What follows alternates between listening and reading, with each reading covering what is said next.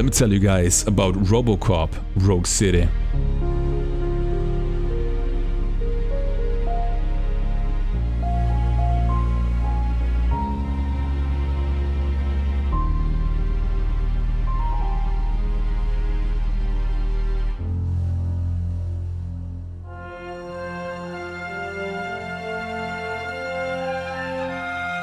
RoboCop Rogue City was released in 2023 by Teon for PlayStation 5, Xbox Series X and S, and PC. The reception was somewhat mixed, with plenty of praises for being the most authentic adaptation of the iconic movies ever made. But it was also heavily criticized for poor performance, bugs, and somewhat mediocre gameplay. However, going in blind and keeping my expectations at a movie-to-game adaptation level, I have to say that I'm somewhat surprised by the RPG elements and the simplicity of the gameplay loop, which seems to focus a lot on RoboCop's point of view. Don't get me wrong though, the game is very rough around the edges, and I find it hard to believe that anyone not familiar with the movies would appreciate it for anything other than its mediocre gameplay and poor performance. Anyway, with that said, let's start with the story.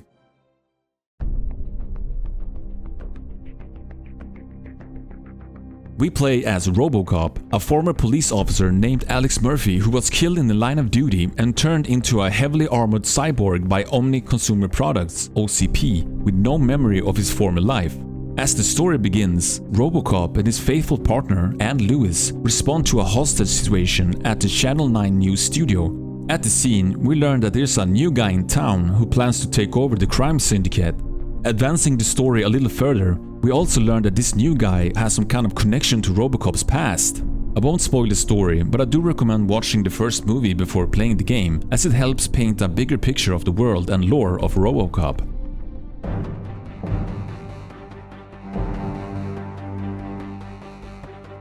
The graphics are a mishmash. They're both beautiful and ugly at the same time. I don't know if it's a design choice to make the game feel like an old 90s movie reminiscent of the original RoboCop, or if it's just poor programming. But the graphics shifts a lot from looking really good to feeling very cheap and uninspiring. This also applies to the many different environments. Sometimes they're beautifully detailed and full of life, and other times they're flat and lifeless. Other than that, the game has some really nice destruction, physics and particle effects that really shines during the many satisfying shootouts throughout the game. The character design is very much on the low budget side of things, though RoboCop's design is absolutely on point. It really does look good and is identical to his appearance in the movies.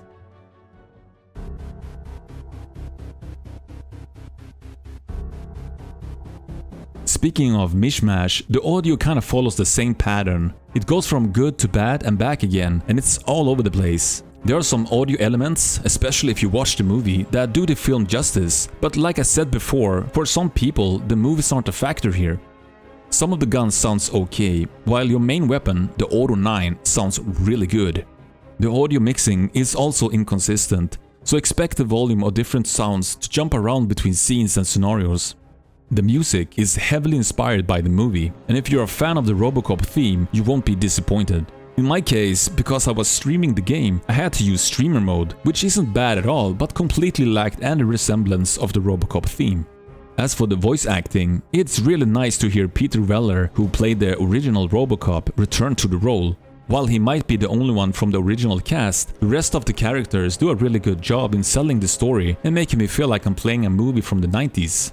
The game even features those cartoonish over-the-top voices popping up from time to time, just like they did back in the day, portraying stereotypical bad guys or other overly animated characters.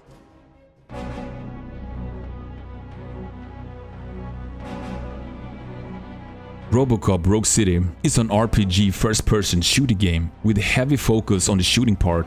Even though the game is trying to put you in the shoes of an investigative cop, the Robo is where the meat is. The shooting is very fun and very gory. You really do feel like a heavily armed cyborg killing machine that shoots first and asks no questions later. Except for the default Auto 9 pistol with unlimited ammo, you can also wield any other weapon enemies drop on the ground. But being a robo and all, if you don't want to shoot your enemies, you can of course pick them up and throw them away like a rag. This also goes for computer screens, small furnitures and the like, which is very fun. While RoboCop Rogue City is an RPG by definition, It's not really a role-playing game, but more of a RoboCop playing game. You get to walk around small open areas where you can, if you want to, find and solve crimes and misdemeanors and experience the world through RoboCop's point of view. These crimes aren't very complicated or profound to solve, and act more or less like filler content to expand the playtime, but I have to say they are kinda charming and add a little bit of fun to the game. You gain XP from main missions, solving crimes and collecting evidence scattered throughout the world. When you gain enough XP, you level up, which awards you points to spend on leveling up different abilities. These range from stronger armor, increased damage, to the ability to slow down time, hacking and so on. There's even a separate level up system for the Auto 9 pistol, where you combine motherboards and chips to increase damage, fire rate, add new abilities and so on. As someone who really likes these kind of smaller AA passion projects, I gotta say that even with its faults and rough edges, I still had a really fun time playing this game. And I think that even if you're not a fan of RoboCop but enjoy mindless cheesy shooters, this is definitely a game that I would buy for $1. RoboCop Rogue City is available on PlayStation 5, Xbox Series X and S and PC. I hope you have a lot of fun. Thank you for watching, and as always, stay beautiful.